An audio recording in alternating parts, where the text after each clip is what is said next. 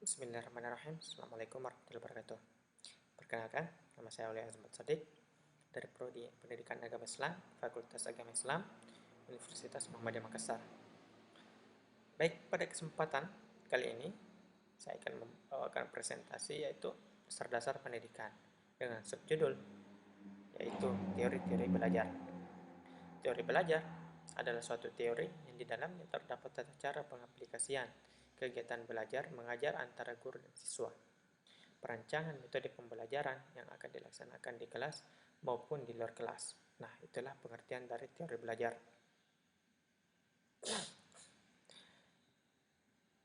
Nah, teori belajar ini memiliki berbagai macam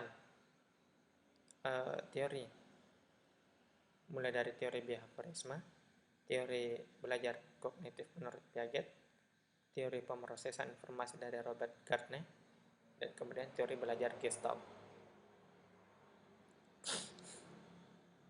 Nah, yang pertama, teori belajar behaviorisme.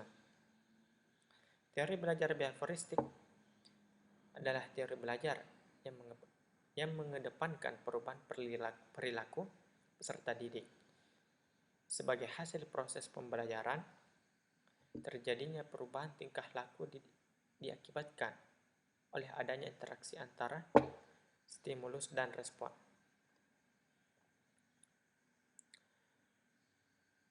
Kemudian, prinsip teori belajar behaviorisme. Menurut McKinnon, prinsip teori belajar ini ada 3, yaitu yang pertama, apabila seseorang sudah mampu menunjukkan perubahan perilaku, maka dikatakan sudah belajar.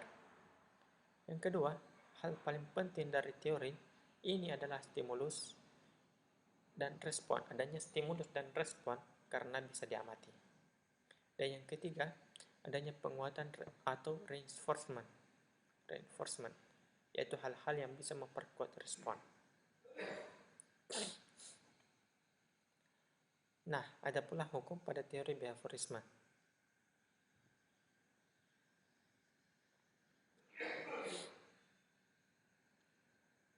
Yaitu,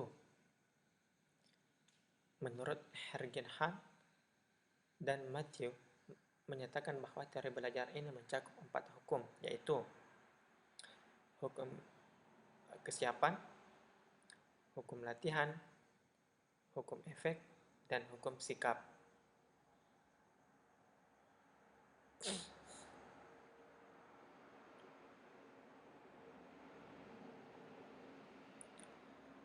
Ciri-ciri teori belajar behaviorisme. Pertama, mengutamakan pengaruh lingkungan. Yang kedua, hasil pembelajaran fokus pada terbentuknya perilaku yang diinginkan. Yang ketiga, mementingkan pembentukan reaksi atau respon.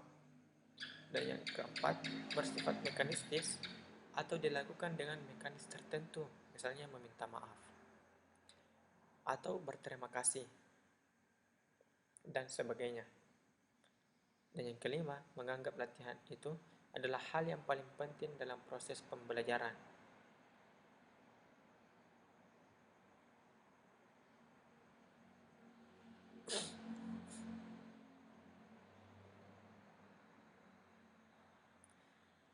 Dan teori behavioristik ini, menurut teori behavioristik, dalam proses belajar mengajar, yang terpenting adalah seseorang akan dianggap telah belajar ketika sudah menunjukkan perubahan perilaku. Dengan kata lain, input yang berupa stimulus dan output yang berupa respon. Bentuk dari stimulus berupa penyampaian materi, pembentukan karakter, nasihat, dan lain-lain yang diberikan oleh guru kepada muridnya. Sementara dari bentuk dari respon berupa reaksi atau tanggapan dari murid atau peserta didik terhadap stimulus yang diberikan oleh guru atau pendidik.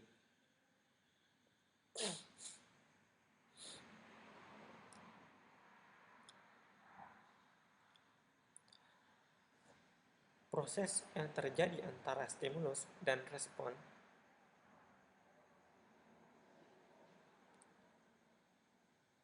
itu dapat diamati. Tapi ada juga yang mengatakan bahwa proses stimulus dan respon itu tidak dapat diamati dan diukur. Tetapi hal yang terpenting dan perlu diperhatikan adalah perilaku dari stimulus dan respon. Maksudnya, apa yang diberikan guru atau stimulus dan apa yang diterima oleh murid atau respon, mereka harus diperhatikan dan diukur.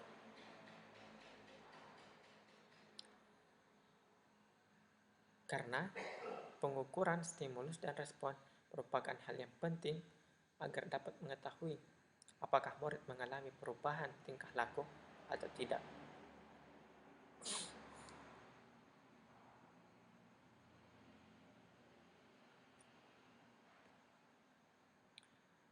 Dan ada pula teori belajar kognitif.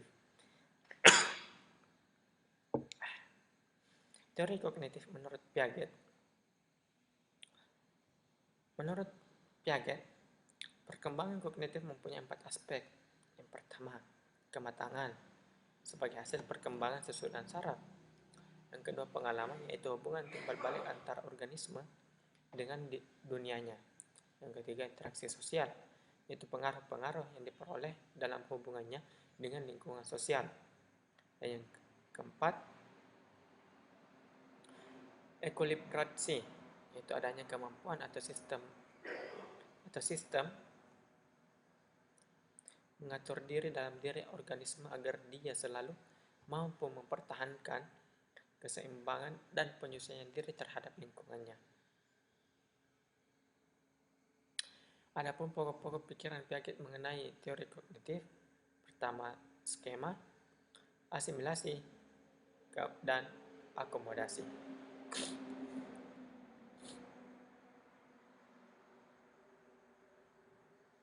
Berdasarkan teori belajar kognitif, belajar merupakan proses perubahan persepsi dan pemahaman.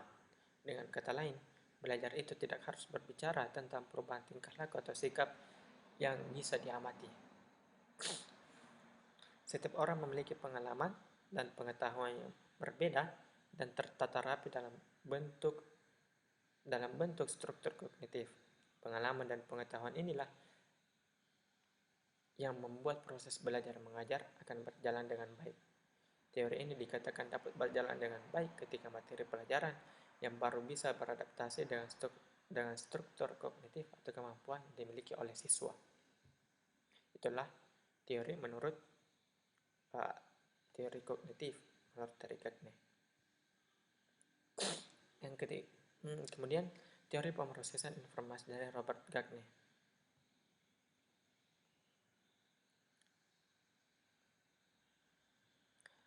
Teori pembelajaran pemrosesan informasi adalah bagian dari teori belajar sibernetik, yaitu pengolahan informasi. Bahwa berdasarkan kondisi internal dan eksternal, Gagne menjelaskan bagaimana proses belajar itu terjadi. Model proses yang dikembangkan oleh Gagne didasarkan pada teori pemrosesan informasi, yaitu sebagai berikut. Yang pertama, rangsangan yang diterima panca indera akan disalurkan ke pusat syaraf dan diproses sebagai informasi. Yang kedua, informasi dipilih secara selektif. Ada yang dibuang, ada yang disimpan dalam memori jangka pendek, dan ada yang disimpan dalam memori jangka panjang. Yang ketiga, memori ini tercampur dengan memori yang telah ada sebelumnya dan dapat diungkap kembali setelah dilakukan pengolahan.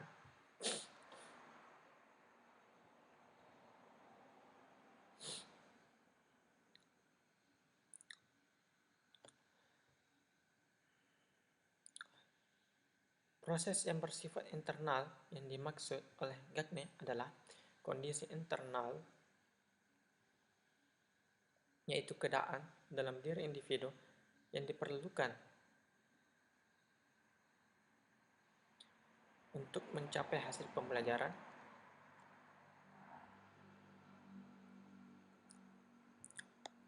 yaitu untuk mencapai hasil belajar dan terjadinya proses kognitif dalam diri individu. Sedangkan kondisi eksternal adalah rangsangan dari lingkungan yang mempengaruhi individu dalam proses pembelajaran. Gagne mengemukakan 8 fase dalam satu tindakan belajar. Setiap fase dipasangkan dengan suatu proses yang terjadi dalam pikiran siswa. Yang pertama, fase motivasi.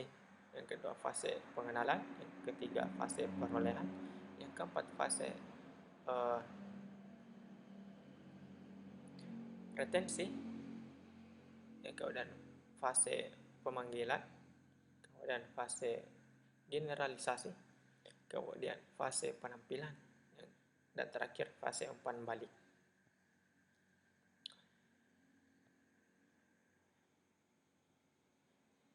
Kemudian, teori belajar Gestalt. Teori belajar Gestalt. Kata Gestalt berasal dari bahasa Jerman yang berarti konfigurasi, pola, kesatuan, keseluruhan. Keseluruhan lebih dari jumlah bagian-bagian dan membentuk satu kesatuan yang bermakna.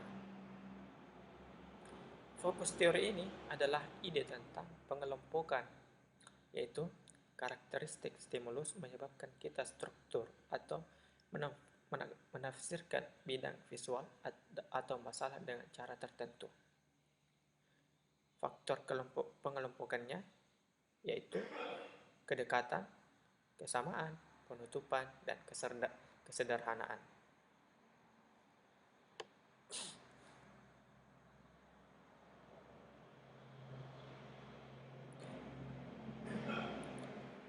Nah, itulah teori-teori belajar yang dapat saya sampaikan.